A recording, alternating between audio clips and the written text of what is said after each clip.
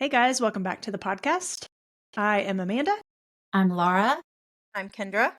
And just a reminder to rate and review the podcast so other people can find us. And this one I think is really going to help a lot of people, so please share it with a friend.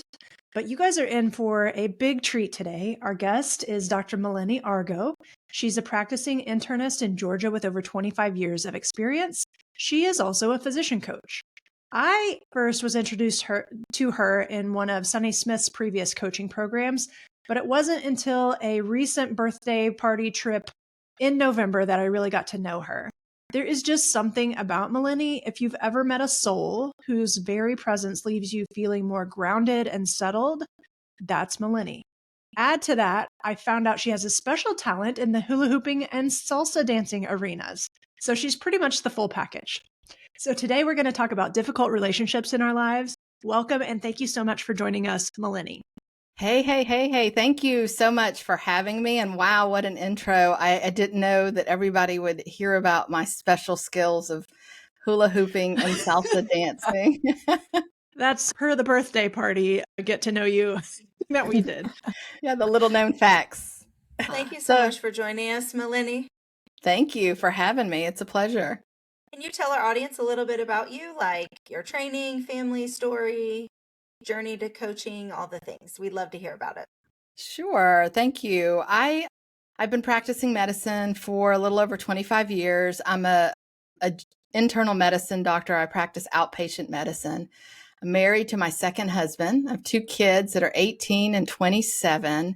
And about 4 years ago, I discovered coaching and have started coaching. And then about 2 years ago, 2022, I went part-time.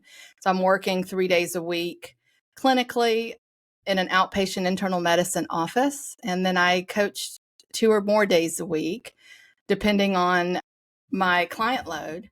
I'm originally from Colombia, South America. My family immigrated to the U.S. when I was 2. We immigrated to Georgia and grew up with my mom and my dad and my 2 brothers living in inner city Atlanta until we moved to a house. We lived in apartments until we moved into a house in Stone Mountain, Georgia in 7th grade. I ended up going through the public school system, went to the University of Georgia, and then from there went to Georgia Tech, which not very many people do both. Georgia Tech and Georgia, they're sort of rivals, and then ended up doing medical school. Was the first one in my family to go through medical school and did residency in Atlanta. Lo and behold, 3rd year of medical school, I got pregnant and ended up having a baby. I had gotten married before I started as a sophomore in college and ended up having my medical school baby, and somehow was able to finish. That whole time was just a complete blur. And I would say I was pretty burnt out for a long, long time. I would work anywhere for about 60 hours for my 40-hour-a-week job and finish residency somehow, and then kept moving, kept changing jobs. I got my first job with my residency that I worked with. Was there for about 5 years, and like Goldilocks, I'm like, no, this isn't it. Ended up getting divorced and remarried several years later and moved to a small town outside of Atlanta with the guy that I had practiced with. And I thought, well, maybe small town practice would be better. We did inpatient and outpatient. Was there for about 5 years, and it's like, nope, this isn't it. Left there, went to a different job and tried that. And I was like, no, this isn't it. And so I'm currently on my 4th job. And it wasn't until I discovered a coaching that I really figured out that the grass was not greener somewhere else, that I could really start doing the work right where I was and make things better for myself. And that's how I ended up here. Milene, louder for the people in the back. Can you just repeat that last statement you said? Oh, about the grass being greener? Yes, for sure. I was I call it volunteering at my job, because I was bringing home work with me. I was getting up early on the weekends, not to disturb my family. And I was just working. It was like my badge of honor. I mean, I went from working the 60-hour work week. And when I figured it out, and those of you that are out there, if you're working a ton, figure out how much you're diluting your pay. because it really, that alone to me got me to quit working the weekends, because as soon as I realized, oh my goodness, I am getting paid like $30 less an hour because of all this extra time, I started doing the work to try to figure out, where do I need to, how can I become more efficient, and what do I need to let go of in order to make this job more doable for me? I love that. That is awesome. And you heard it here, folks. The grass isn't always greener. So that's the beauty of coaching, is that even when you start to do the work, you really get clear on, I mean, we all working clinically and staying in medicine have a new outlook. And some people do leave medicine, but the beauty of it is that you get clear on what's important to you right now, right where you are. And that is the bonus. So, but today we're actually talking about difficult relationships, which I'm sure one or two of our listeners has this situation, just one or two, including our nuclear families sometimes. Do you have any personal familiarity with this? Oh gosh, for sure. Yeah, for the longest time, I didn't understand why my mother and I, why we kept butting heads, and our relationship was just so difficult, or what I felt like was difficult. So once I got things straight at work and in my nuclear family, I decided to start exploring this difficult relationship that I had with my mom. What did that look like when you started to discover, develop, dig into it? What did that look like? Yeah, well, I think I just started recognizing, or started realizing, that I didn't enjoy being around her. I always felt judged and criticized, and I didn't feel like she understood me. My mother doesn't appreciate Western medicine. She really likes alternative medicines more. She's a very controlled diabetic. So she would ask me to check things like her blood sugar and all of her blood work, but then would do nothing about it. And she wears a crystal and believes that she can do, I don't even know how to explain it, that she can move energy and help people in that way. And it always found myself having sort of this eye roll. So there was so many subjects that were off limits when we were together. And as I started learning some other things, I just realized that we would just really trigger each other when we were together. And that relationship had just become really strained. So I started to do the work just to try to sort of piece apart, or figure out what exactly was it that was so triggering to me. And I realized that my manual for her was that she should like Western medicines, that she should want to control her diabetes, that she shouldn't be into all this woo-woo stuff. And it's amazing, because as I started to love and accept myself, the more loving and accepting of my own being and my own quirkiness, I was able to start seeing her through a new lens, and recognize that she's her own person first and foremost, and to really look at her through love and curiosity, and to really, try to understand why she was into this stuff. And it wasn't even, I don't have to like it. I could just learn to accept it. So as I started doing that work, I really figured out that a lot of what I was transferring onto her was just my own judgment of myself and my own lack of understanding. And so just really starting to do that work, it has just been life-changing. So you mentioned the manual. For people that don't know what a manual is, can you explain that?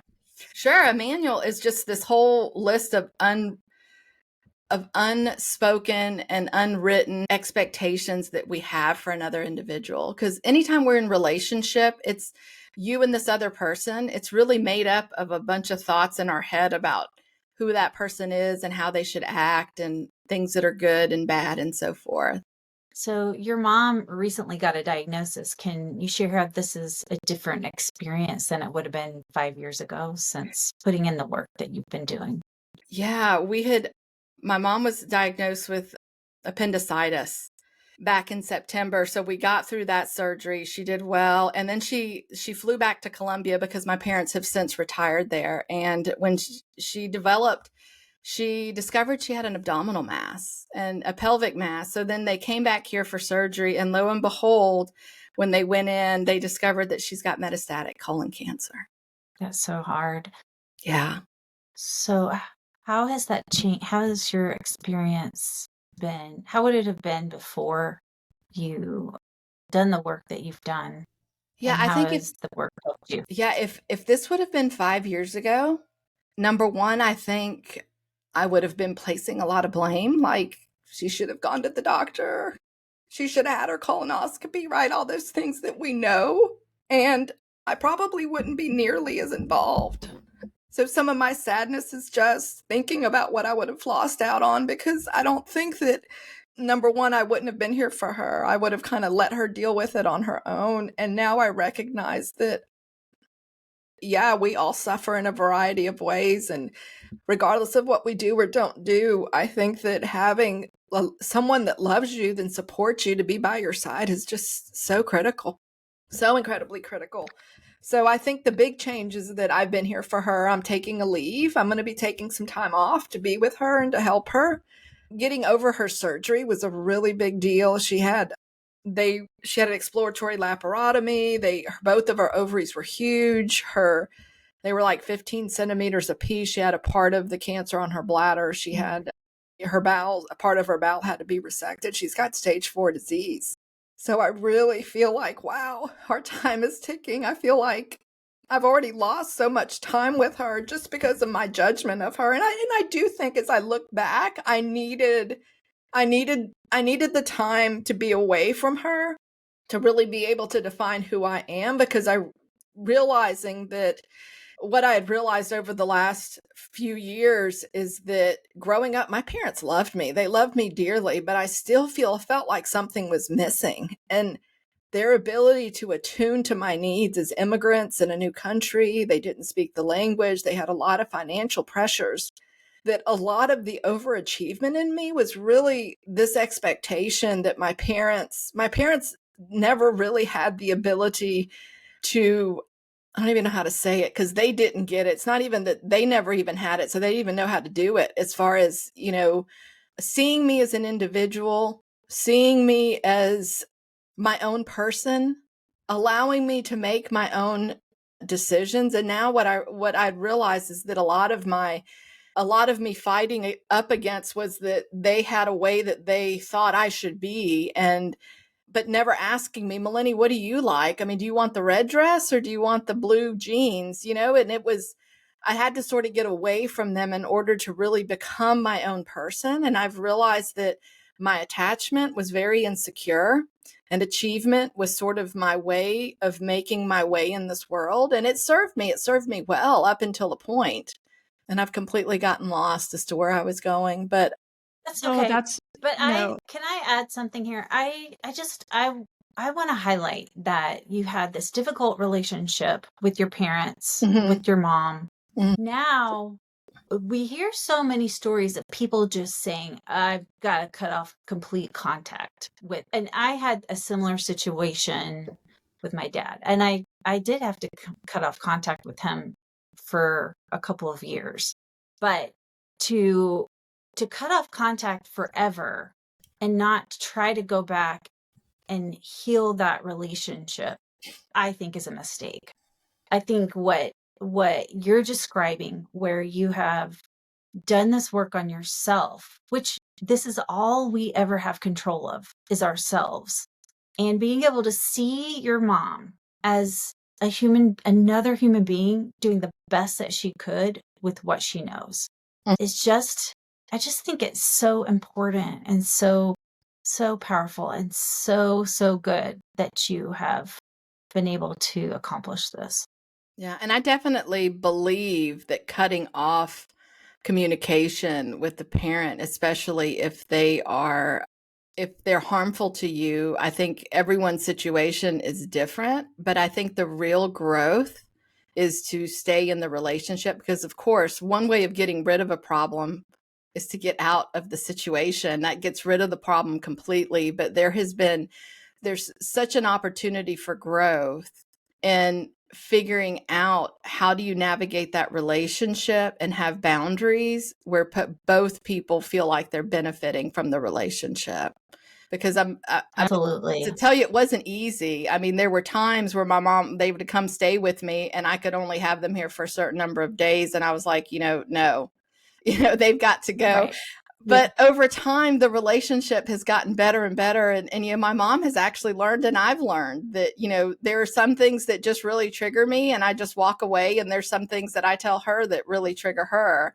But at the end of the day, being able to come back time and time again and recognize that, you know, we were put on this face of the earth together by whatever higher power people believe out there. I mean, of course, I not of course, but I believe in God. And I do believe that I was given to these two people for a specific reason. And as I grow, not most, but a lot of my growth has come from what I've learned in that relationship and learning and understanding more about me through that relationship. Yeah. And when you can establish those boundaries so you are not being harmed by the person anymore, there is a lot of opportunity for growth. Our difficult relationships sometimes are our greatest opportunities for growth. Yeah. And I think 75% of it was me really just learning to speak up. Like I would think a ton of things and I'm a pretty vocal person, but for some reason, when it came to my parents, I would rather save their feelings, what I thought. And I sort of became, I think at an early age, we learn this. We learn how to manipulate them or the environment by not being true to ourselves. And in this journey, I've really learned to say, you know, one of my mom's favorite things is to bring us gifts from Colombia. They're always the wrong size. They aren't ever anything that I could possibly want. And really learning to navigate, Mom, no, I'd rather you not bring us this. No, this isn't the right. And it's such a silly thing for me to say, Mom, do you see this? This is not my size. This is like 4 sizes smaller than what I wear. Most of it has been me learning to speak up and allow her.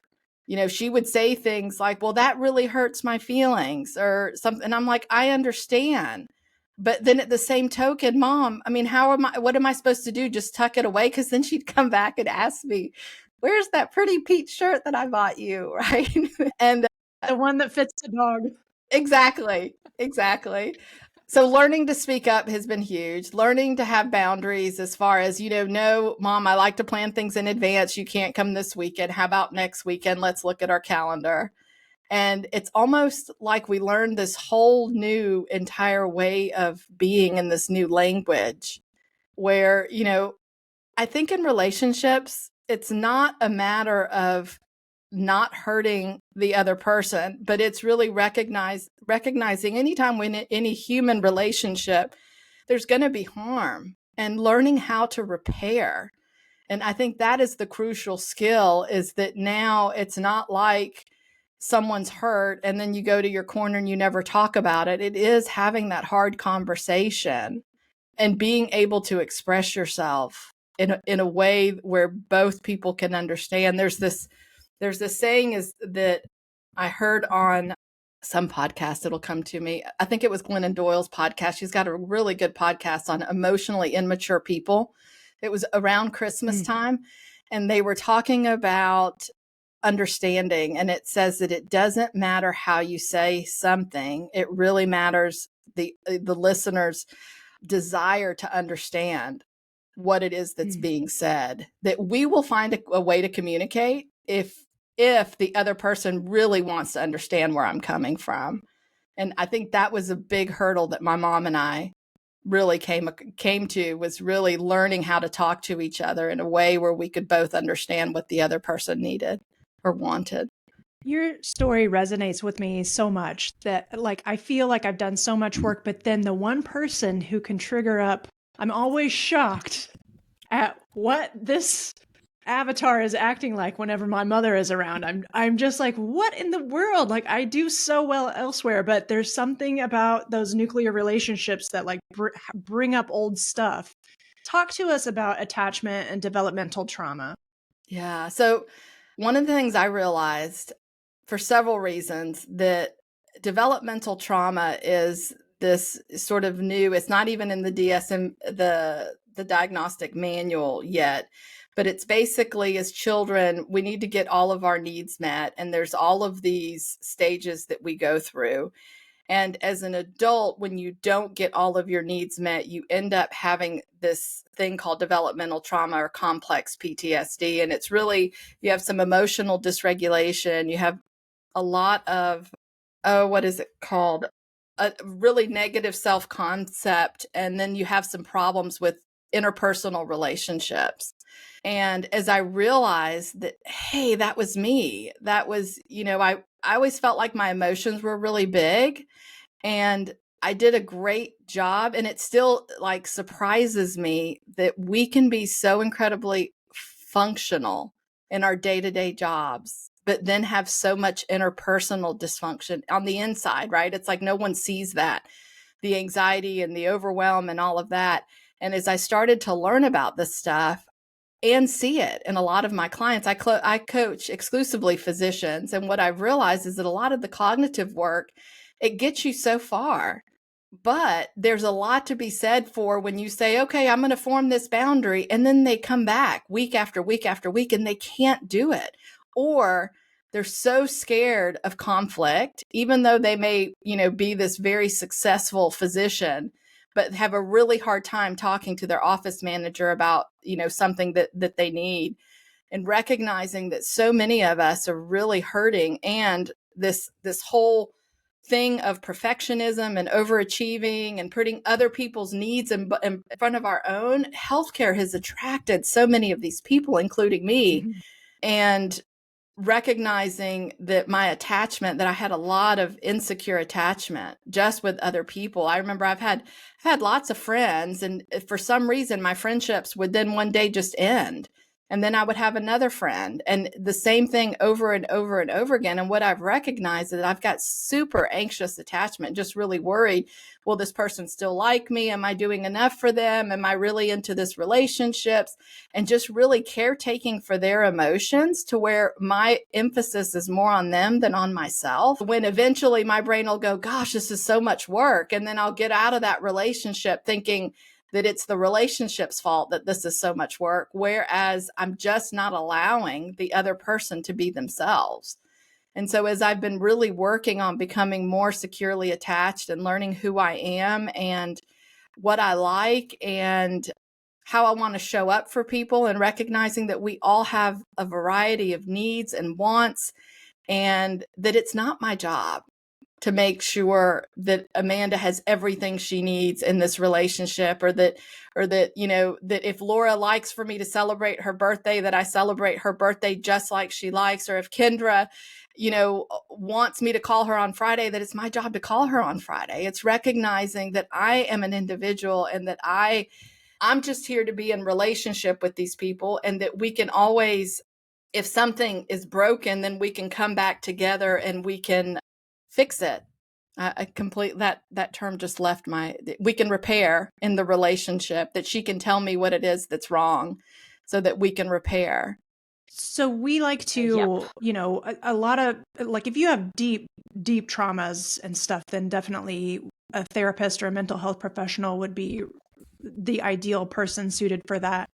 Coaching, likes to take like, okay, this has all happened. And so now what do you want to do with your future? And I've already heard so many helpful things that you've mentioned, like recognizing that you have these unwritten manuals and being able to drop them, being able to establish boundaries and honor them, and recognizing that you are worthy of your love and attention as much as others.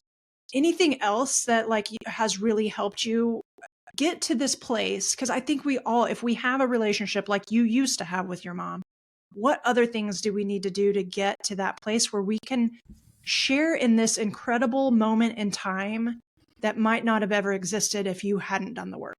Yeah, so I think other things is just self-awareness, and then just becoming aware of your patterns. I think, one thing I really have loved about coaching is these deep relationships that I've formed with other coaches, just because we just tend to go there. It's like the conversations get really deep, really fast. Reading, I think for me, participating in a lot of what I call psychoeducation is like, as I start learning about this, and it isn't even on purpose, because I think all of my clients are for sure functioning at a very, very high level. And it's just trying to figure out what is it that I want and what's in my way. Right. So for me, really recognizing that part of what was in the way with my friendships was recognizing that I was taking too much responsibility and I was making too much. I was taking everything personally and taking too much responsibility, and then backing it up and trying to figure out, now how come and how do I fix this? Yeah. I love it. We also are obsessed with the books. Is there one that you loved the most that has helped you? One of the ones that I really enjoyed is something called NARM. It's the Neuroaffective Relational Model. It's very, very, very similar to coaching. And the author is Lawrence Heller and Brad Kammer. And it's the practical guide for healing developmental trauma. And it's funny because I just happen to have it on my desk. But that's perfect. Yeah, I've read through it twice and his model is very much coaching. It's basically giving the client autonomy, having them figure out what it is they want for themselves, and moving yourself from childhood consciousness to adult consciousness. It's some fascinating stuff. I love it. So that sounds like something that might help somebody who wants to do some work on their own. Yeah. To read NARM. I love it. Well, I went on your website and I was loving your freebie because it's called Combating the Internal Eye Roll. I don't know that my eye rolls were always internal. Sometimes I can't control my face. So tell me, what is that about and how does one get a copy? Oh, goodness. Yeah. So I coached with Sunny Smith for about a year and a half. Personally, just one-on-one. This is before she started her coaching program. And one of the things we worked on was I was not happy in the exam room and I couldn't figure out why. And the reason that I hired her was that I thought I would go into administration. I thought, oh, she can show me how to become empowered and how to dress and act the way that an administrator would act and dress. And lo and behold, as we started to really coach on my patient interactions, I recognized that oftentimes I would go into this internal dialogue where there was a lot of judgment regarding the patient. So for example, if I had a patient that came in, I'm just trying to think of one that I had done a video on, a patient who had come in who didn't tell me that he had seen another physician, that he was on steroids and he was on an inhaler. And the only thing he wanted was a work excuse. And I'm like, not understanding why he wants this work excuse. And what I would find myself doing is that in my head, there was a lot of judgment, like, this is so ridiculous. Why don't patients tell us the whole truth? You know, why, if he could go to this other practitioner for all of these medicines, why is he wasting my time? And so I found what I call that is the internal eye roll. And I kind of use the hand to sort of depict that. I'm going to see if I have my other hand. So I have this coaching prop that I use. That's this big old hand. So this hand points to where my thinking is. So what I would find is that when I was in those interactions and my thinking was on me, the hand was pointed at me. And it was all of those thoughts of where I'm judging the patient in the situation. This is ridiculous. This shouldn't happen. Patients, should be honest from the get-go. And what I recognize is that when the hand is pointed at me and when I'm lost in my head, it really makes the visit seem a lot longer than it is. And it sort of puts me at opposition with the patient. And it just leads to all of these feelings of negative emotions. I'm trying to it wasn't really disgust. It was just judgmental, critical, just a lot of negative emotions. And so what I learned with this internal eye roll was that if I could get the hand to turn and recognize that if I put my thinking on the patient by telling myself, being aware when I start to do it and telling myself, well, of course they did. They're just advocating for themselves. He's just here for me to help him. That it made my visits a whole lot less negative and they didn't feel so time constrained. So that's where the internal eye roll sort of came from. And it's a freebie where I tell you, number one, how do you identify when you're in the internal eye roll and how do you how do you get it to switch? How do you get yourself in the moment to start focusing on what's really going on instead of being lost in your head? Because what happens is when you're lost in your head, the patient's still talking and it's like, wah, wah, wah, wah. You've lost all Yep. of this that they've said. And then all the judgment comes, right? Then you start judging yourself like, oh my goodness, Milene, you're such an awful physician. Why are you so judgmental? This isn't helpful. And it goes on to a whole nother stream of consciousness that's not helpful, that takes you out of the encounter. So to get that, do they go to the drcoach.com and then? Yes. And then they click subscribe and they'll see it on Okay. there where it says, if they subscribe to my email list, then I send them a link to YouTube where they can go look at it. Oh, I love it. Yeah. Well, before we close out, are there any final thoughts? Yeah. My final thought is, really facing those things head on. If it's causing you a lot of strife in your life, I'm really, really glad. I know Amanda and I had talked about whatever will we talk about. I was so thankful when my mom got such a serious diagnosis, to know that I'm going to be able to walk with her and that I've done all the work that I've done over the last 4 years. Because mama drama was something that took me a while. I'm not going to say it was easy, and it wasn't quick. It took several years for me to really unpack this, but I really feel like I'm at a point now where I can be a support person for her, and I get to definitely enjoy whatever time she has left with her. Yeah. Awesome. Thank you so much, Milene, for being here, for sharing your recent journey, and for being so authentic today. And I know that your story is going to resonate with several of our listeners. So thank you for your bravery and your courage. And we wish all the best with your remaining time with your mom. And thank you so much for doing the work you're doing to help our colleagues. We just join with you and the passion that we have to just help each other through this and move forward and come out stronger, faster, better on the other side. So thank you so much for being here. Thank you, Kendra. And we just recently launched a new version of our Wellness 911 program. So go to our website, www.thewholephysician.com, to get more information. We take demoralized doctors from fried to fantastic with our easy and evidence-based Wellness 911 program. So until next time, you are whole, you are a gift to medicine, and the work you do matters.